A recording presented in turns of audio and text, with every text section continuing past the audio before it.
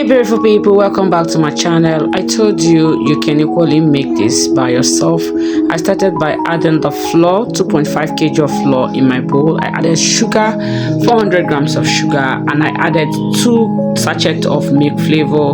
I added 2 sachets of nutmeg inside this dry 2 sachets. You have to mix all your dry ingredients first, mix them all together to combine. So when I added that, I added 2 tablespoons of baking powder. This is actually something that will make your chin chin go crunchy, right? It's not going to make it too strong, but it's going to make it crunchy.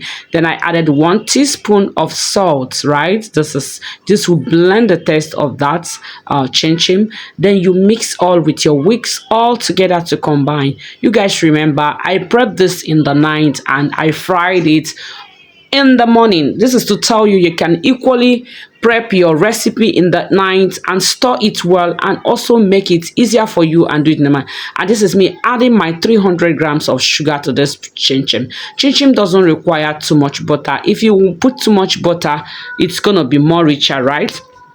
But if you put still small butter, it's gonna be still okay. So this one is for someone that if you are willing to start up a business, this one goes for you. If it's a personal chin chin you want to eat at home, you can equally add 500 grams of butter, right, to make it more rich and more full. So this is me mixing it together. I discovered that this other smaller bowl is small for the flour. Then I pour it on the bigger bucket, and this is me adding my water. I use 700 ml of water for this chin chin. This is me mixing it. You have to mix it. After mixing the butter to combine, you add your water, you mix it. Try to make sure that everything combined together, and you bring it together like a ball, a dough. Yeah, when you bring it like a dough, you place it on a nylon. Okay, so this is me in the night, around 9 to 10 p.m. in the night.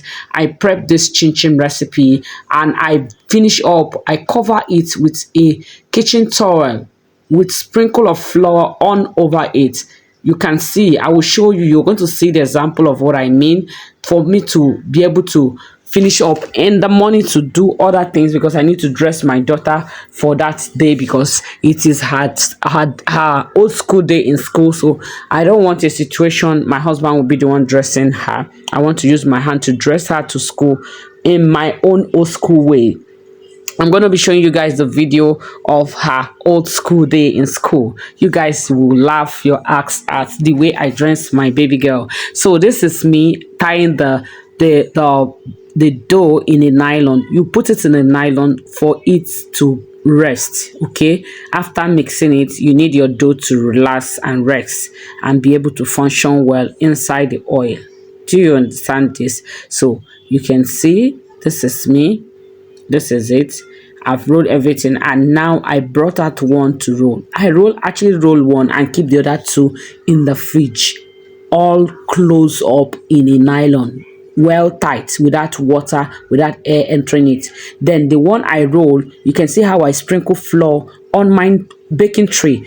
That is because so that the dough, when I slice it finish, it will not stick on the tray pan.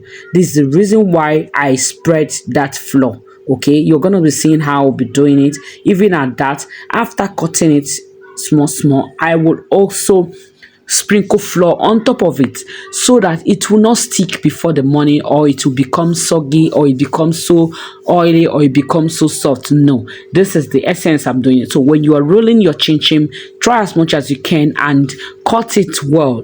Slice it, shape it well, make it to look very beautiful on the eye. Remember, they said the eyes eat before the mouth, right?